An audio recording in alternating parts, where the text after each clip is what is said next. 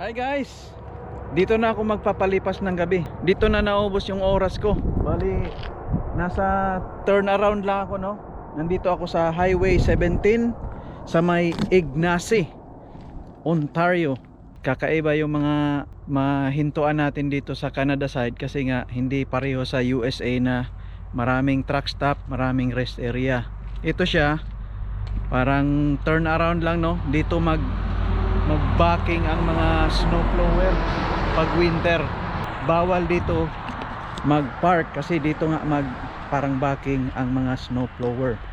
Pero sa ngayon na wala pang snow, pwede pa tayong mag-overnight parking dito. Ako lang ang truck. Mamaya i-double ako yung mga seatbelt ko, i-activate ko. Ayan, no?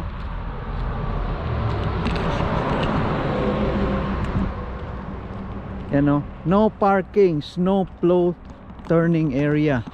So bawal. Pero ngayon hindi pa snow, wala pang mga plower, pwede pa tayo mag-park. So ito, ang lamig na guys, -2 degrees. Going westbound yan, Highway 17, pabalik ng Winnipeg. Doon eastbound, papunta ng Toronto, Montreal, Ottawa, Thunder Bay doon. Pasok na ako guys, grabe ang lamig.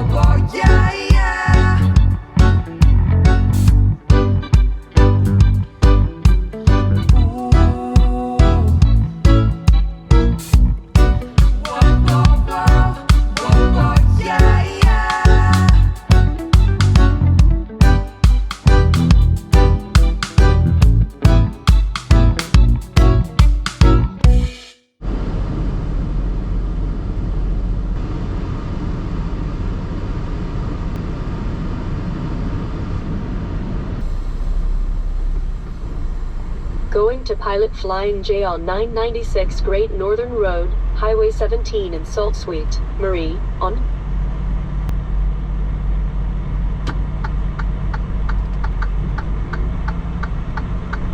Costs to rebuild these highways to be resilient.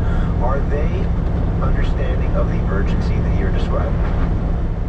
Quickly and with its frequency. I think we could have still about maybe 10, 20 years on the road, we'll start seeing these kind of stuff. Taking a look at the forecast across the Northeast, a winter weather advisory remains in place for Sudbury, North Bay, Temiskaming Shores, and Kirkland. Their eyes. Right, once you're told you're going to hell, there's no escape.